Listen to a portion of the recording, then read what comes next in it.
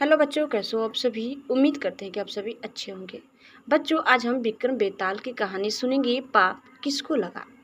काशी में प्रताप मुकुट नाम का राजा राज्य करता था। उसके ब्रज मुकुट नाम का एक बेटा था। एक दिन राजकुमार दीवान के लड़के को साथ लेकर शिकार खेलने जंगल में गया। घूमते घूमते उन्हें तालाब मिला। उसके पानी में कमल खिले थे और हंस किलोल कर रहे थे। किनारों पर घने पेड़ थे जिस पर पक्षी चहचहा रहे थे। दोनों मित्र वहां रुक गए और तालाब के पानी में हाथ मुंह धोकर ऊपर महादेव के मंदिर पर गए। घोड़ों को उन्होंने मंदिर के बाहर बांध दिया और मंदिर में दर्शन करके बाहर आए तो देखते क्या है कि तालाब के किनारे राजकुमारी अपनी सहेलियों के साथ स्नान करने आई है। दीवान का लड़का तो वहीं एक पेड़ के नीचे बैठा रहा, पर राजकुमार से न रहा गया। वह आगे बढ़ गया। राजकुमारी ने उसकी ओर देखा तो वह उस पर मोहित हो गया। राजकुमारी भी उसकी तरफ देखती रही। फिर उसने किया क्या कि जूड़े में से कमल का फूल निकाला, कान से लगाया, दांत से कुतरा, पैर के नीचे दबाया और फिर छाती से लगा अपनी सखियों के साथ चली गई। उसके जाने पर राजकुमार निराश हो अपने मित्र के पास आया और सब हाल सुनाकर बोला, मैं इस राजकुमारी के बिना नहीं रह सकता, पर मुझे न तो उसका नाम मालूम है न ठिकाना। वह कैसे मिलेगी। दीवान के लड़के ने कहा, राजकुमार आप इतना घबराइए नहीं, वह सब कुछ बता गई है। राजकुमारी ने पूछा, कैसे। वह बोला, उसने कमल का फूल सिर से उतार कर कानों से लगाया तो उसने बताया कि मैं कर्नाटक की रहने वाली हूँ। दांत से कुतरा तो उसका मतलब था कि मैं दंतबाट राजा की बेटी हूँ। पांव से दबाने का अर्थ था कि मेरा नाम पद्यावती है और छाती से लगाकर उसने बताया कि तुम मेरे दिल में बस गए हो। इतना सुनना था कि राजकुमार खुशी से फूल उठा। बोला, अब मुझे कर्नाटक देश में ले चलो।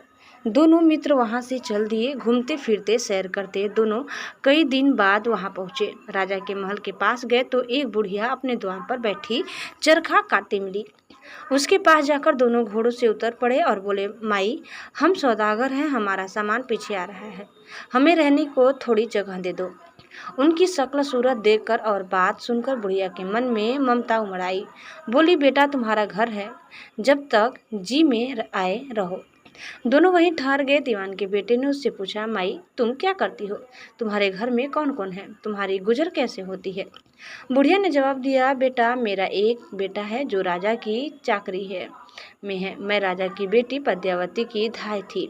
बूढ़ी हो जाने से अब घर में रहती हूँ। राजा खाने पीने को देता है। दिन में एक बार राजकुमारी को देखने महल में जाती हूँ। राजकुमार ने बुढ़िया को कुछ धन दिया और कहा, माई, कल तुम वहां जाओ तो राजकुमारी से कह देना कि जेठ सुदी पंचमी को तुम्हें तालाब पर जो राजकुमार मिला था वह आ गया है। अगले दिन जब बुढ़िया राजकुमार महल तो गई तो उसने राजकुमार का संदेश उसे दे दिया। सुनते ही राजकुमारी ने गुस्सा होकर हाथों में चंदन लगाकर उसके गाल पर तमाचा मारा और कहा, मेरे घर से निकल जा। बुढ़िया ने घर आकर सब हाल राजकुमार को कह सुनाया। राजकुमार हक्का बक्का रह गया। तब उसके मित्र ने कहा, राजकुमार, आप घबराए नहीं, उसकी बातों को समझे। उसने 150 उंगलियां सफ़ेद चंदन में मारी। इसका मतलब यह है कि अभी 10 रोज चांदनी के हैं। उनके बीतने पर मैं अंधेरी रात में मिलूंगी। 10 दिन के बाद बुढ़िया ने फिर राजकुमारी को खबर दी तो इस बार उसने केसर के रंग में 3 उंगलियां डुबोकर उसके मुंह पर मारी और कहा, भाग यहाँ से। बुढ़िया ने आकर सारी बात सुना दी। राजकुमार शोक से व्याकुल हो गया। दीवान के लड़के ने समझाया, इसमें हैरान होने की क्या बात है। उसने कहा कि मुझे मासिक धर्म हो रहा है, 3 दिन और ठहरो। 3 दिन बीतने पर बुढ़िया फिर वहां पहुंची। इस बार राजकुमारी ने उसे भटकाकर पश्चिम की खिड़की से बाहर निकाल दिया। उसने आकर राजकुमार को बता दिया। सुनकर दीवान का लड़का बोला, मित्र, उसने आज रात को तुम्हें उस खिड़की की राह बुलाया है। मारे खुशी के राजकुमार उछल पड़ा। समय आने पर उसने बुढ़िया की पोशाक पहनी, इत्र लगाया, हथियार बांधे। दोपहर रात बीतने पर वह महल में जा पहुंचा और खिड़की में से होकर अंदर पहुंच गया। राजकुमारी वहां तैयार खड़ी थी। वह उसे भीतर ले गई। अंदर के हाल देखकर राजकुमार की आंखें खुल गई। एक से एक बढ़कर चीजें थी। रात भर राजकुमार राजकुमारी के साथ रहा। जैसे ही दिन निकलने को आया कि राजकुमारी ने राजकुमार को छिपा दिया और रात होने पर फिर बाहर निकाल लिया। इस तरह कई दिन बीत गए। अचानक एक दिन राजकुमार को अपने मित्र की याद आई।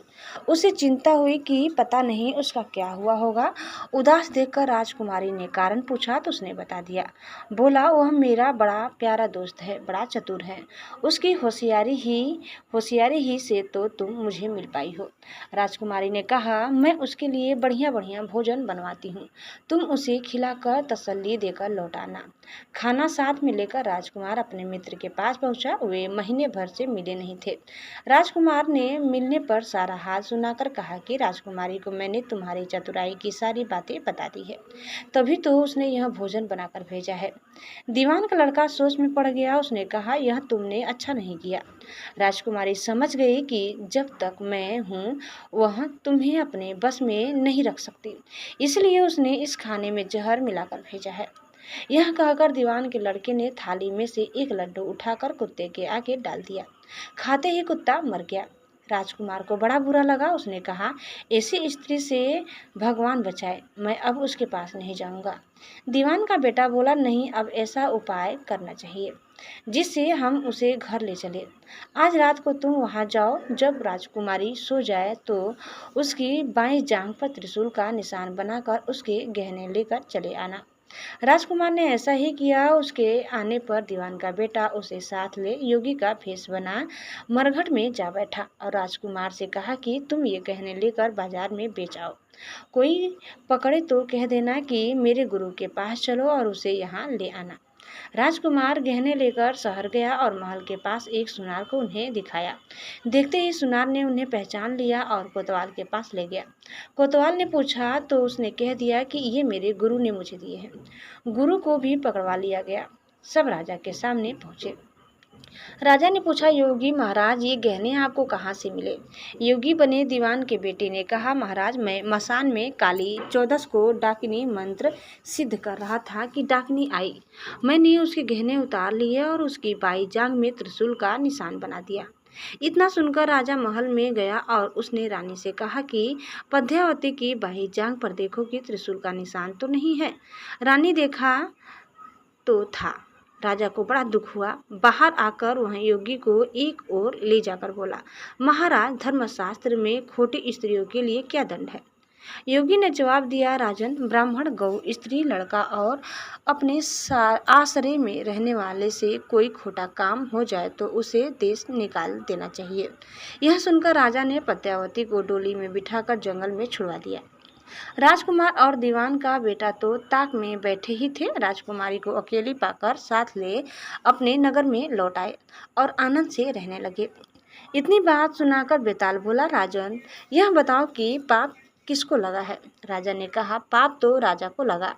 दीवान के बेटे ने अपने स्वामी का काम किया। कोतवाल ने राजा को कहना माना और राजकुमार ने अपने मनोरथ सिद्ध किया। राजा ने पाप किया जो बिना विचारे उसे देश निकाल दे दिया।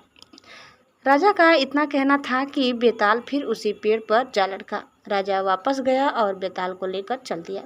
बेताल बोला, राजन, सुनो, एक कहानी और सुनाता हूँ। दोस्तों, एक और कहानी सुनने के लिए आप दूसरे वीडियो को अवश्य देखिए। यह कहानी यहीं समाप्त होती है। उम्मीद करते हैं कि आप सभी को जरूर पसंद आई होगी। कैसी लगी कमेंट करके बताइए। चैनल में नया है तो प्लीज़ लाइक, शेयर और सब्सक्राइब करना न भूलें। धन्यवाद। Bye bye.